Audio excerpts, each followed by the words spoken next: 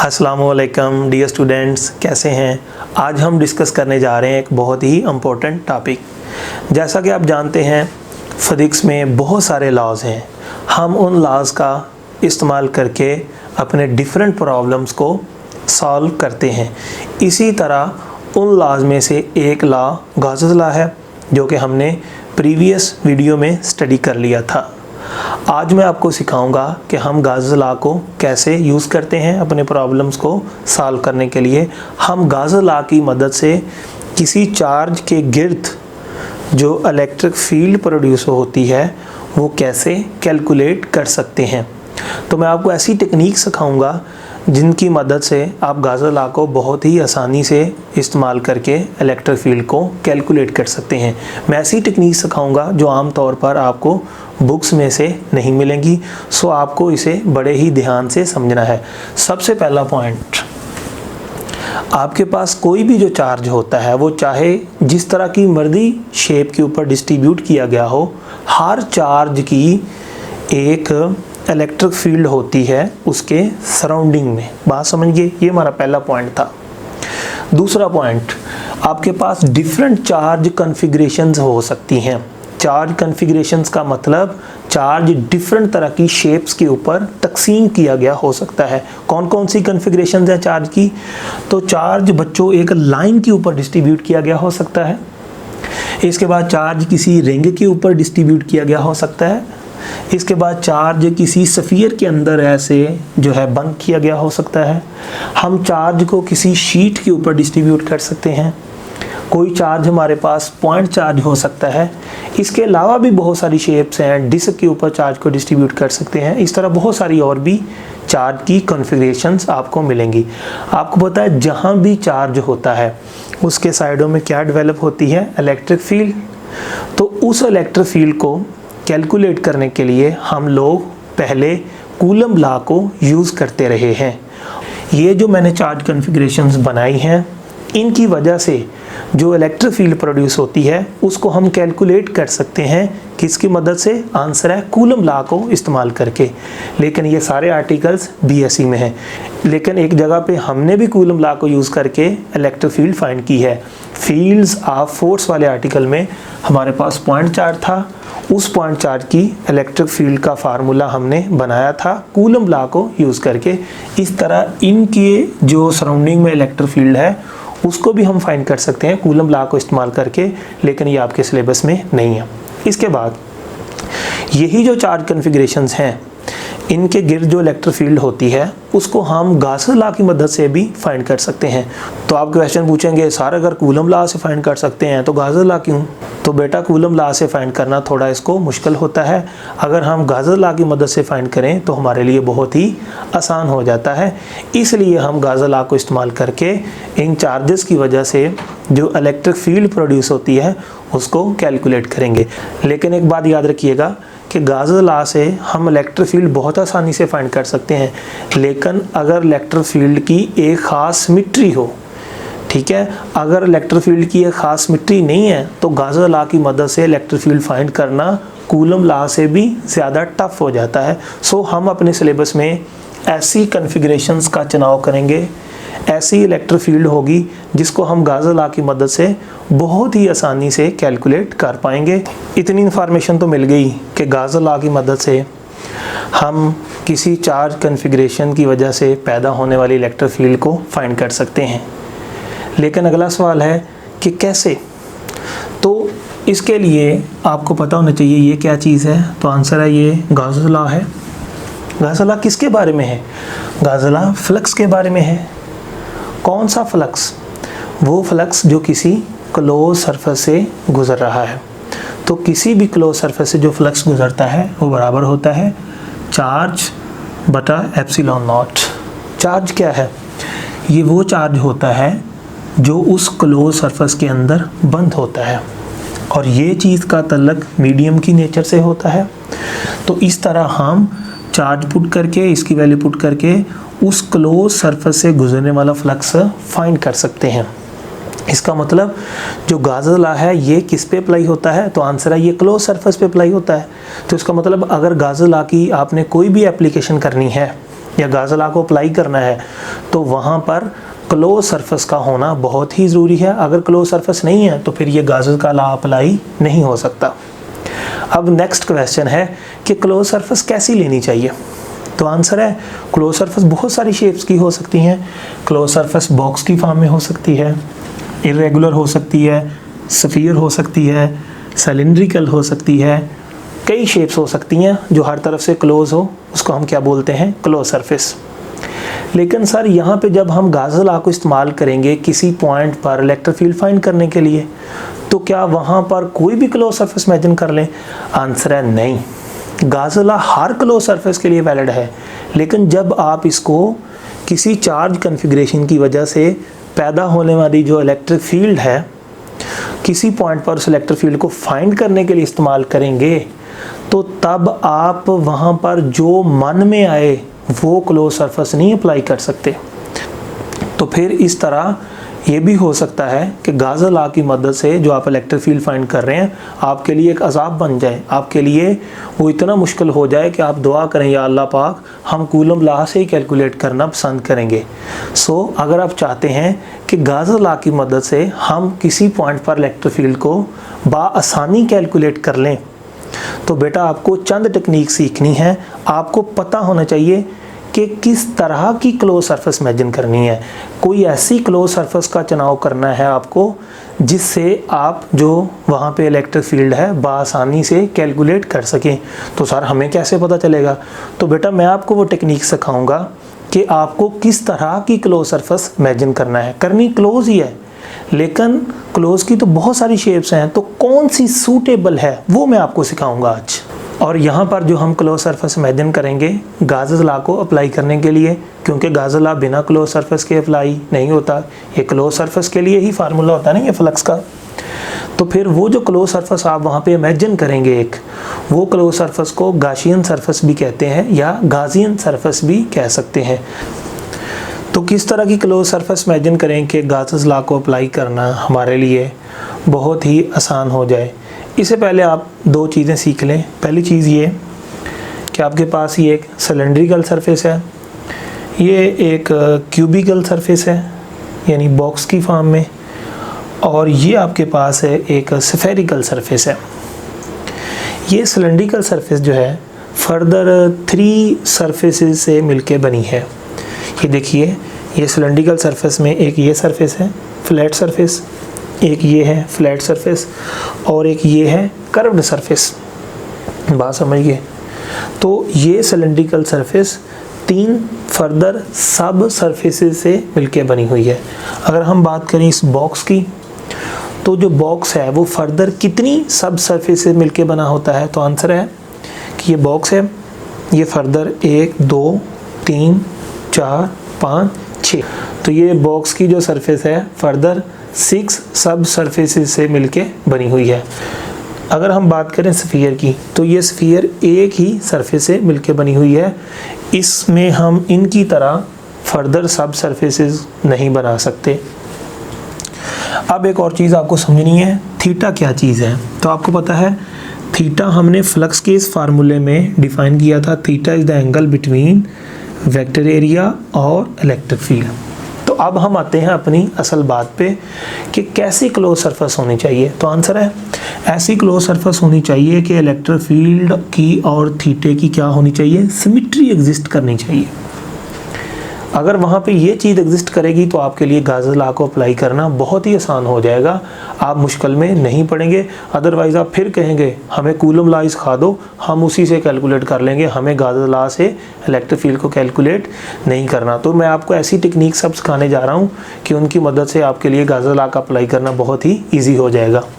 तो ये समझिए थीटे और इलेक्ट्रिक फील्ड की सिमिट्री होने से क्या मुराद होता है। देखें, आपके पास ये चार्ज है, ये आपने क्लोज सरफेस इमेजिन की हुई है, तो ये जो क्लोज सरफेस है इस पर ये क्या है, आप सारी जो देख रहे हैं ये सारी क्या है, इलेक्ट्रिक फील्ड लाइंस हैं।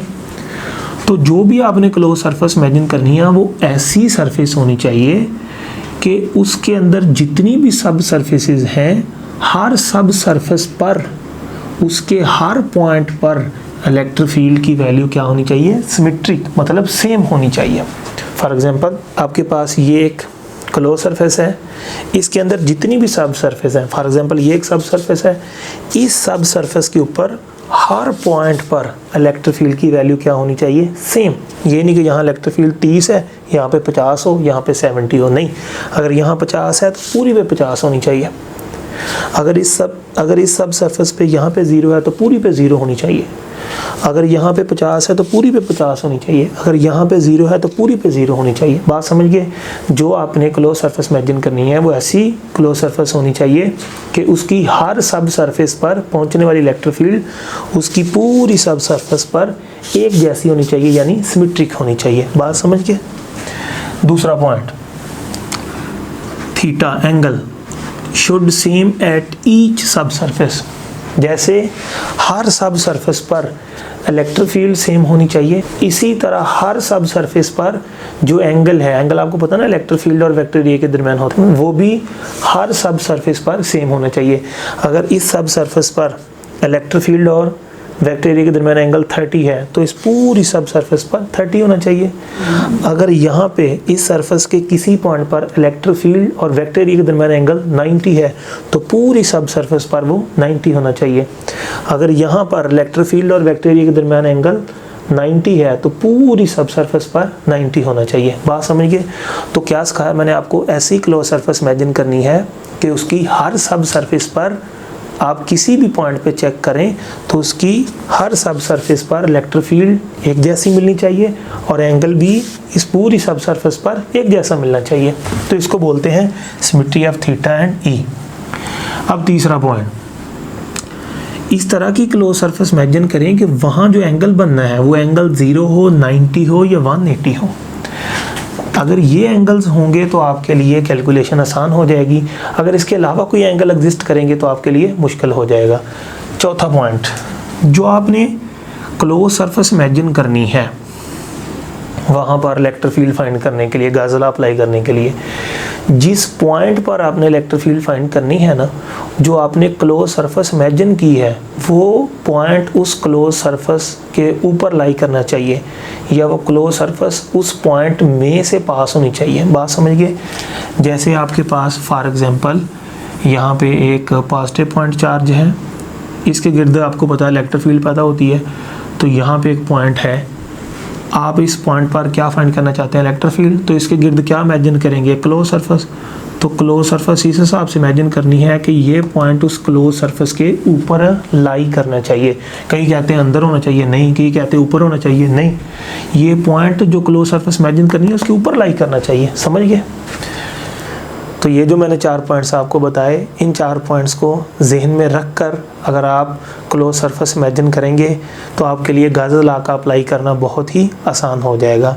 ये भी हो सकता है कि इन 4 पॉइंट्स के अलावा हमें थोड़ा बहुत कंसेप्ट का इस्तेमाल भी करना पड़े, अदरवाइज़ 99% आपका प्रॉब्लम सॉल्व हो जाएगा। 1-आधा% हो सकता है प्रॉब्लम आए, वो फिर वहाँ पे हमें कोई कंसेप्ट का इस्तेमाल भी करना पड़ सकता है।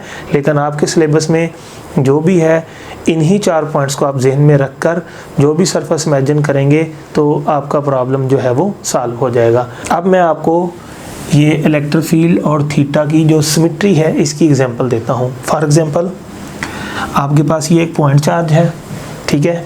आपको पता है पॉइंट चार्ज से जो इलेक्ट्रिक फील्ड पैदा होती है वो कैसी होती है, रेडियल होती है, इसी तरह की होती है ना, हम पहले बना के आए हैं। तो इस पॉइंट चार्ज की वजह से पैदा होने वाली इलेक्ट्रिक फील्ड इस पॉइंट पे हम फाइंड करना चाहते हैं, इसका नाम मैंने पॉइंट पी रख दिया।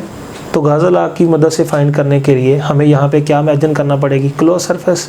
और ये मैंने एक सिलेंड्रिकल क्लोज सरफेस यहाँ पे इमेजिन कर ली। कौन सी सरफेस है, सिलेंड्रिकल क्लोज सरफेस, ताकि हम इस पे गाजर लॉ अप्लाई कर सकें।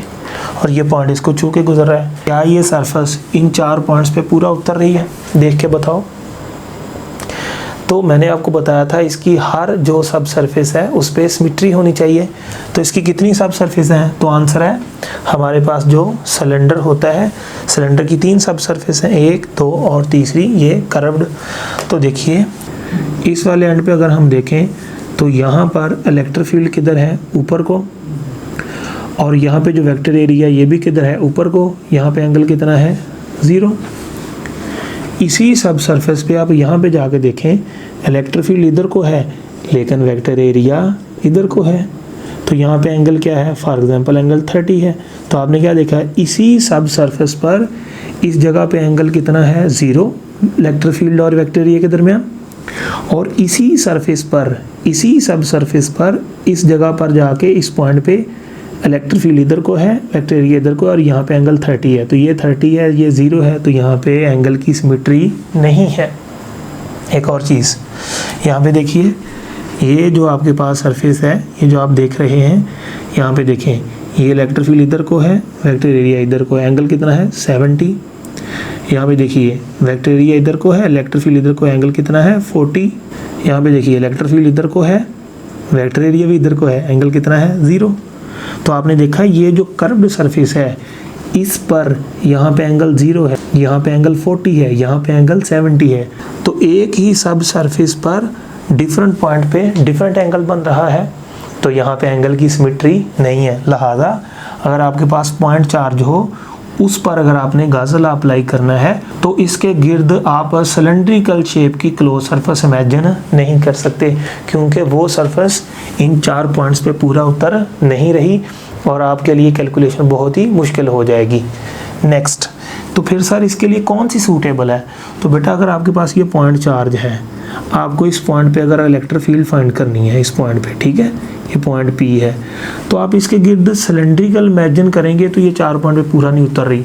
तो कौन सी इमेजिन करें बेटा? इसके गिर्द आप स्फेरिकल इमेजिन करें। ये जो मैंने सर्कल बनाया, ये सर्कल नहीं है, ये स्फेरिकल है, फुटबॉल जैसी शेप है, समझ रहे हैं नहीं? तो सारी यहाँ पे क्या ये 4 पॉइंट्स पे पूरा उतरेगी? यस, पूरा उतरेगी। देखो यहाँ पे देखिए इलेक्ट्रिक फील्ड किधर है, इधर को, और वेक्टर एरिया किधर है, इधर को, एंगल कितना, 0। यहाँ पे इलेक्ट्रिक फील्ड इधर को और वेक्टर एरिया भी इधर को, एंगल कितना, 0। यहाँ पे इलेक्ट्रिक फील्ड इधर को और वेक्टर एरिया भी इधर को, एंगल कितना, 0। यहाँ पे इलेक्ट्रिक फील्ड इधर को और वेक्टर एरिया भी इधर को। आप इस पूरी सरफेस पे चेक कर लें, हर जगह पर आपको एक ही जैसा एंगल मिलेगा। थीटे की तो सिमेट्री हो गई, और किसकी सिमेट्री होनी चाहिए? इसके अलावा इलेक्ट्रिक फील्ड की सिमेट्री भी होनी चाहिए। तो मुझे बताइए, ये जो सरफेस है, क्लोज सरफेस जो हमने इमेजिन की है स्फेरिकल शेप की, बताइए इस सरफेस पर कहाँ पर इलेक्ट्रिक फील्ड ज़्यादा है, कहाँ पर कम है? तो मैंने आपको सिखाया हुआ है, जहाँ पर लाइनों का रश ज़्यादा होता है वहाँ पे इलेक्ट्रिक फील्ड की स्ट्रेंथ ज़्यादा होती है, जहाँ पे लाइनों का रश कम होता है वहाँ पे इलेक्ट्रिक फील्ड की स्ट्रेंथ कम होती है। तो यहाँ पे आप देख लें, हर तरफ आपको लाइनों का एक जैसा ही रश मिलेगा। तो इस पूरी सरफेस पर पहुँचने वाली जो इलेक्ट्रिक फील्ड है वो सेम है। बात समझ गए? तो इस सरफेस पर इलेक्ट्रिक फील्ड की सिमेट्री भी है, एंगल की भी सिमेट्री है। और एंगल कितना है देखिए ज़रा, इन तीनों में से एंगल कौन सा है? 0 है। हर जगह पे जहाँ पे मर्जी चेक कर लें 0 है। ये तीसरा पॉइंट भी पूरा हो गया। चौथा पॉइंट क्या है? तो बच्चों चौथा पॉइंट ये है कि जिस पॉइंट पर आपने इलेक्ट्रिक फील्ड फाइंड करनी है वो वाला पॉइंट उस सरफेस के ऊपर लाई करना चाहिए। तो ये देखें, ये पॉइंट इसी सरफेस के ऊपर लाई कर रहा है। तो ये बेटा इसके लिए पॉइंट चार्ट के लिए ये वाली क्लोज सरफेस सूटेबल नहीं है, बल्कि इसके लिए आपको एक स्फीयर इमेजिन करना होगी। एक और एग्जांपल देखते हैं हम। ये बेटा एक लाइन है, ठीक है। इस लाइन के ऊपर क्या डिस्ट्रीब्यूट किया हुआ है? हमने चार्ज डिस्ट्रीब्यूट किया हुआ है। और लाइन की इलेक्ट्रिक फील्ड मैं आपको बता देता हूँ, इस तरफ होती है, इस तरफ, और ये इस तरफ। तो ये जो लाइन होती है जिसके ऊपर हमने चार्ज डिस्ट्रीब्यूट किया होता है, इसकी इलेक्ट्रिक फील्ड ऐसी होती है, देखिए, इधर को, इधर को, इधर को, इधर को, इधर को, इधर को, फिर इधर को, इधर को, इधर को, इधर को, नीचे आते जाएं, इधर को, इधर को, इधर को, इधर को, हर तरफ फैली होती है। तो मैंने इसको चूंकि बोर्ड पे बनाया है तो मैंने सिर्फ इस तरफ और इस तरफ बनाई, लेकिन ये इधर को, इधर को, इधर को, हर तरफ इसकी इलेक्ट्रिक फील्ड होती है। बात समझ गए? तो यहाँ पर ना एक पॉइंट है, इस पॉइंट पे हमें ना क्या फाइंड करनी है? इस चार्ज डिस्ट्रीब्यूशन की वजह से इस पॉइंट पर हमें क्या फाइंड करनी है? इलेक्ट्रिक फील्ड फाइंड करनी है। तो यहाँ पे मैंने एक क्लोज सरफेस इमेजिन कर ली जिसकी शेप स्फीयर जैसी है, और ये पॉइंट, जिस पॉइंट पे इलेक्ट्रिक फील्ड फाइंड करनी है, ये पॉइंट उस सरफेस के ऊपर लाई कर रहा है। क्या ये जो सरफेस यहाँ इमेजिन की है इन 4 पॉइंट्स पे पूरा उतरती है? देखो, पहला पॉइंट, इलेक्ट्रिक फील्ड एक जैसी होनी चाहिए। तो इसकी एक ही सब सरफेस है ना, ये एक ही है सारी। तो देखें, यहाँ पे इलेक्ट्रिक फील्ड तो पहुँच ही नहीं रही। बात समझे कि नहीं? यहाँ पे भी इलेक्ट्रिक फील्ड पहुँच ही नहीं रही। तो कहाँ पे पहुँच रही है, इतने हिस्से पे पहुँच रही है, इतने हिस्से पे पहुँच रही है, इतने हिस्से पे इलेक्ट्रिक फील्ड आई नहीं, इतने हिस्से पे भी इलेक्ट्रिक फील्ड आई नहीं। तो ये एक ही सरफेस से मिलके बनी हुई थी। इसकी इस सरफेस पर हर पॉइंट पर इलेक्ट्रिक फील्ड एक जैसी नहीं है। यहाँ पे इलेक्ट्रिक फील्ड ज़्यादा है, ये देखें, ये पॉइंट इसके पास है, यहाँ पे ज़्यादा है, ये पॉइंट इससे दूर है, इससे कम है, ये पॉइंट भी दूर है, यहाँ भी इलेक्ट्रिक फील्ड कम है, ये पॉइंट पास है, यहाँ पे इलेक्ट्रिक फील्ड ज़्यादा है, यहाँ पे इस पॉइंट पे इलेक्ट्रिक फील्ड है ही नहीं, यहाँ पे भी है ही नहीं, यहाँ पे भी नहीं है, यहाँ पे भी नहीं है। तो आपने देखा इस एक ही सरफेस में, बात समझ नहीं, इसकी फर्दर सब सरफेस नहीं है, इसकी एक ही सरफेस में डिफरेंट पॉइंट पर इलेक्ट्रिक फील्ड की डिफरेंट वैल्यू मिल रही है। तो आपको मैंने सिखाया कि उसकी जो भी सरफेस होगी उस सरफेस पर हर पॉइंट पे इलेक्ट्रिक फील्ड की क्या होनी चाहिए, सिमेट्री। तो आपने देखा डिफरेंट पॉइंट्स पे इलेक्ट्रिक फील्ड डिफरेंट मिलती है, लिहाजा ये इस पॉइंट पर पूरा नहीं उतर रही। दूसरा पॉइंट, क्या यहाँ पे थीटा की सिमेट्री है? तो देखें, यहाँ पे इलेक्ट्रिक फील्ड इधर को है, वेक्टर एरिया इधर को है, ये एंगल देख लें। यहाँ पे इलेक्ट्रिक फील्ड इधर को है और इसका वेक्टर एरिया इधर को है। यहाँ पे एंगल कितना है, 40, यहाँ पे एंगल कितना है, 30। यहाँ पे देखें वेक्टर एरिया इधर को है, इलेक्ट्रिक फील्ड भी इधर को है, तो एंगल कितना है, 0। तो इस सरफेस पर ना तो इस पूरी सरफेस पर इलेक्ट्रिक फील्ड एक जैसी पहुँच रही है, ना इस पूरी सरफेस पर थीटा की सिमेट्री है। तो ये तो बिल्कुल भी आप इसको यूज़ नहीं कर सकते। इसको यूज़ करेंगे तो मुसीबत में पड़ेंगे, आपके लिए कैलकुलेशन बहुत ही टफ हो जाएगी। तो क्वेश्चन है कि फिर कौन सी क्लोज सरफेस यहाँ पे सूटेबल रहेगी, कौन सी क्लोज सरफेस होगी जो इन 4 पॉइंट्स को पूरा करेगी? तो आंसर है, आप इसके गिर्द सिलेंड्रिकल क्लोज सरफेस इमेजिन कर लें। अगर आप सिलेंड्रिकल क्लोज सरफेस इमेजिन कर लेंगे इस लाइन के लिए, तो आपके ये 4 पॉइंट्स पर वो पूरा उतरेगी और यहाँ पे गाज़ लॉ का अप्लाई करना आपके लिए बहुत ही आसान बन जाएगा। तो कैसे होगा, देखिए, ये आपने एक सिलेंडर इमेजिन कर लिया इसके गिर्द, बात समझ गए, और ये जो चार्ज है ये बिल्कुल सिलेंडर के सेंटर पे है, यानी उसके एक्सेस से पास कर रहा है। अब इस सिलेंडर की 3 सब सरफेसेस हैं, एक ये वाली फ्लैट, एक ये वाली फ्लैट और एक ये वाली कर्व्ड। बात समझ गए? हमने देखा कि ये वाली जो फ्लैट है यहाँ पे तो कोई इलेक्ट्रिक फील्ड है ही नहीं, तो इस पूरी फ्लैट सरफेस के किसी भी पॉइंट पे आप चेक कर लें, हर जगह पे इलेक्ट्रिक फील्ड कितनी मिलेगी आपको? आंसर है इलेक्ट्रिक फील्ड 0 मिलेगी। अगर हम इस सिलेंडर के ये वाला जो लोअर सरफेस है नीचे, इस पर अगर हम इलेक्ट्रिक फील्ड चेक करें तो इसके हर पॉइंट पर आपको इलेक्ट्रिक फील्ड कितनी मिलेगी? 0। तो आपने देखा इसके हर पॉइंट पे इलेक्ट्रिक फील्ड 0 होता है, यहाँ पे इलेक्ट्रिक फील्ड की सिमेट्री है। इस पूरी सब सरफेस के हर पॉइंट पे इलेक्ट्रिक फील्ड कितनी है? 0। तो यहाँ पर भी इलेक्ट्रिक फील्ड की सिमेट्री है। अब क्या कर्व्ड सरफेस पर भी इलेक्ट्रिक फील्ड की सिमेट्री है? तो आंसर है कि ये कर्व्ड सरफेस जो है इसका हर पॉइंट, ये पॉइंट इससे इतना दूर है, ये पॉइंट भी इससे उतना ही दूर है, ये पॉइंट भी इससे उतना ही दूर है, ये पॉइंट भी इससे उतना ही दूर है, ये पॉइंट भी इससे उतना ही दूर है, ये पॉइंट भी इससे उतना ही दूर है, ये वाला भी उतना ही दूर है, ये पॉइंट भी इससे उतना ही दूर है, ये वाला पॉइंट भी इससे उतना ही दूर है। तो जो पूरी कर्व्ड सरफेस है, ये चार्ज की जो लाइन है बिल्कुल उसके एक्सेस में पड़ी हुई है और उस कर्व्ड सरफेस के हर पॉइंट का जो फासला है वो इस लाइन चार्ज से एक जैसा है। सो कर्व्ड सरफेस के हर पॉइंट पर जो इलेक्ट्रिक फील्ड है वो एक ही जैसी मिलेगी। तो जिस तरह इस पूरी पे कितनी है? 0, इस पूरी पे कितनी है? 0, और पूरी कर्व्ड सरफेस पर भी हर पॉइंट पे इलेक्ट्रिक फील्ड क्या है? सेम। तो इसकी तीनों सब सरफेसेस पर इलेक्ट्रिक फील्ड की सिमेट्री है। और क्या चेक करना है? थीटा की सिमेट्री। तो यहाँ तो इलेक्ट्रिक फील्ड ही 0 है, यहाँ भी इलेक्ट्रिक फील्ड 0 है। अब यहाँ पे सिमेट्री चेक करते हैं थीटा की। इलेक्ट्रिक फील्ड इधर को है, वेक्टर एरिया इधर को है, एंगल कितना? 0। यहाँ पर इलेक्ट्रिक फील्ड इधर को है, वेक्टर एरिया भी इधर को, एंगल कितना? 0। इलेक्ट्रिक फील्ड इधर को, वेक्टर एरिया भी इधर को, एंगल कितना? 0। तो आप इस कर्व्ड सरफेस पर जिस मर्जी पॉइंट पे जाके इलेक्ट्रिक फील्ड और वेक्टर एरिया के दरमियान एंगल चेक करेंगे तो पूरी कर्व्ड सरफेस पर हर पॉइंट पे आपको इलेक्ट्रिक फील्ड और वेक्टर एरिया के दरमियान एंगल कितना मिलेगा? 0। सो इसने पहले पॉइंट को भी फॉलो किया, दूसरे को भी फॉलो किया, और जो 0 एंगल है वो इसी पॉइंट में लाई करता है।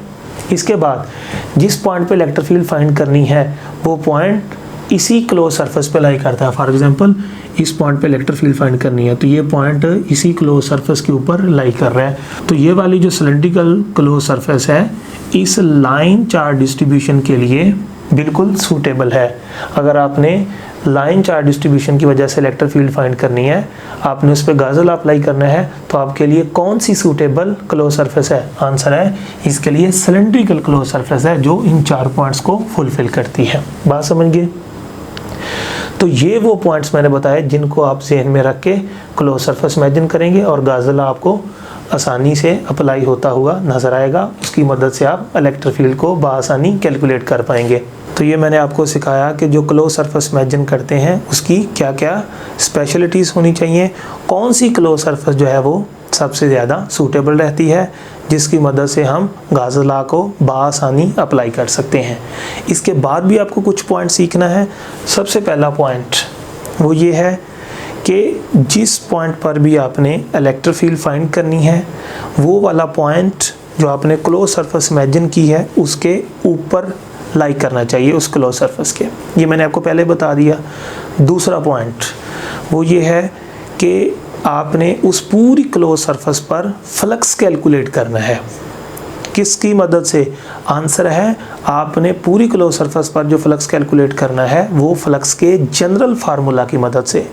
जनरल फार्मूला क्या होता है फ्लक्स का? तो आंसर है फ्लक्स का जनरल फार्मूला होता है E.A।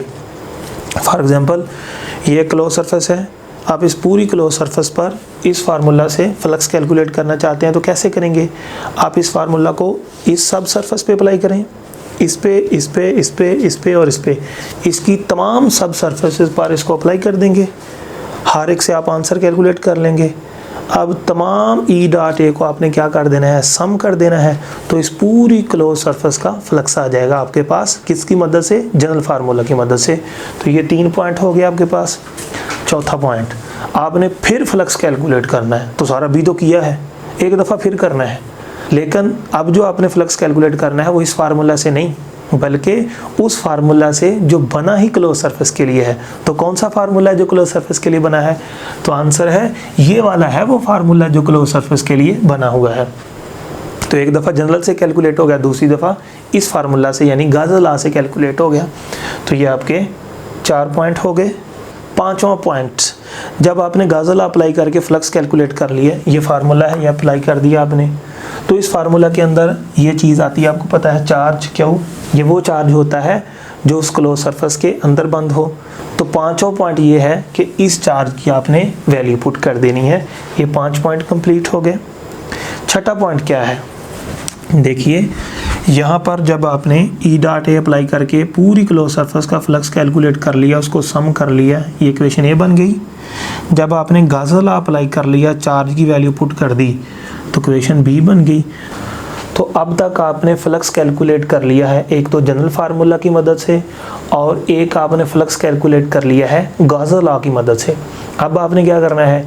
एक इक्वेशन जो इससे बनी है जनरल फार्मूला से फ्लक्स की, और एक इक्वेशन जब आपने गाजल लॉ अप्लाई किया था उससे बनी थी, उन दोनों इक्वेशंस को आपने क्या करना है? कंपेयर। यानी कि आपने वो फ्लक्स जो गाजल लॉ की मदद से कैलकुलेट किया था उसको इक्वल कह देना है किसके? वो फ्लक्स के जो आपने जनरल फार्मूला से कैलकुलेट किया था। बात समझ गए? जब आप इन दोनों को कंपेयर करेंगे तो आपको ऑटोमेटिकली यहाँ से E की वैल्यू जो है वो मालूम हो जाएगी। बात समझ गए? तो ये वो 5-6 स्टेप्स हैं जिनको इस्तेमाल करके आप गाजल लॉ को अप्लाई करके इलेक्ट्रिक फील्ड की वैल्यू फाइंड कर सकते हैं। अब हम इन पॉइंट्स को अप्लाई करके देखते हैं। कोई ऐसा केस लेते हैं जिसमें हम गाजल लॉ को अप्लाई करके इलेक्ट्रिक फील्ड फाइंड करेंगे। फॉर एग्जांपल आपके पास यहाँ पे एक पॉजिटिव पॉइंट चार्ज है। कौन सा चार्ज है ये? Positive point charge. इसके गिर्द क्या होती है? तो आंसर है इसके गिर्द इलेक्ट्रिक फील्ड होती है। आपको पता है रेडियल इलेक्ट्रिक फील्ड होती है। ये लो, ये मैंने इसके गिर्द इलेक्ट्रिक फील्ड बना दी। अब ना इस चार्ज के गिर्द एक पॉइंट है, ये वाला पॉइंट। इस पॉइंट पर ना मुझे इलेक्ट्रिक फील्ड कैलकुलेट करनी है। तो यहाँ पर हम गाजल लॉ को कैसे अप्लाई करेंगे इस पॉइंट पर इलेक्ट्रिक फील्ड को कैलकुलेट करने के लिए? तो गाजल लॉ अप्लाई करने के लिए ये 5-6 पॉइंट्स हैं जिनको आपने अप्लाई करना है। सबसे पहला पॉइंट क्या है? देखिए इमेजिन करेंगे आप एक क्लोज सरफेस जो सूटेबल होनी चाहिए। सूटेबल क्या होती है पूरी तफसील इसकी मैं आपको पढ़ा चुका हूँ, ठीक है। यहाँ पे जो सूटेबल क्लोज सरफेस है वो यहाँ पे एक स्फीयर है। ये मैंने एक क्लोज सरफेस इमेजिन कर ली, किस शक्ल में है, ये स्फीयर की शक्ल में है, और ये वाला पॉइंट है बिल्कुल इसके ऊपर लाई कर रहा है, ठीक है। तो अब दूसरा पॉइंट क्या होता है हमारे पास, दूसरा पॉइंट होता है कि आपने E.A लगाना है इस पे, इस सरफेस पर फ्लक्स कैलकुलेट करने के लिए कौन सा फार्मूला लगाना है, E.A। तो फ्लक्स का फार्मूला क्या होता है, यहाँ पे मैंने लगा दिया है E.A, ठीक है। इसको अगर हम ओपन करें तो ये आ जाता है E.A cos ऑफ थीटा। अब मुझे बताइए यहाँ पर जो आपके पास क्लोज सरफेस है, ये कौन सी क्लोज सरफेस है, आंसर है स्फीयर है। तो स्फीयर का एरिया कितना होता है, आंसर है स्फीयर का एरिया होता है 4πr का स्क्वायर। अब इसके बाद क्या है, cos थीटा। तो मुझे बताइए एंगल किसके दरमियान लेना होता है, आंसर है इलेक्ट्रिक फील्ड और वेक्टर एरिया के दरमियान।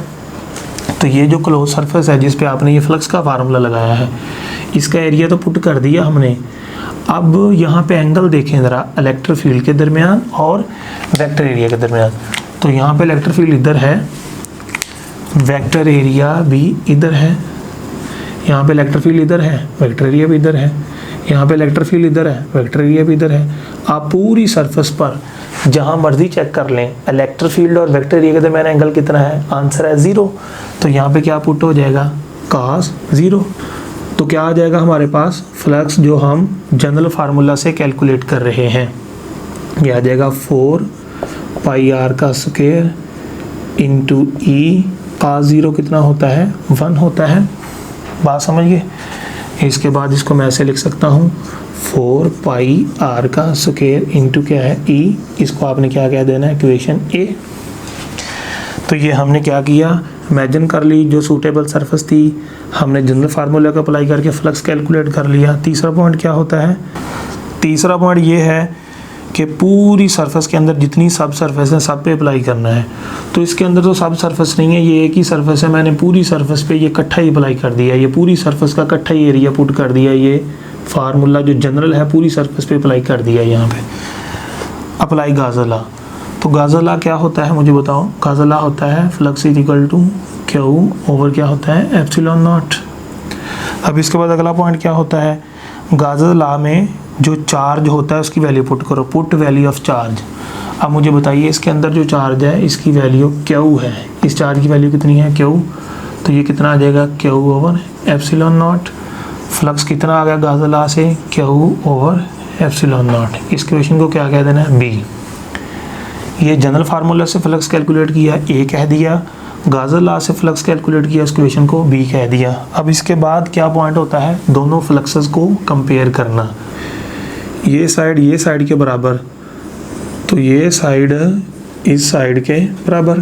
तो मैं क्या लिख सकता हूँ, E इंटू 4πr का square is equal to q over epsilon not.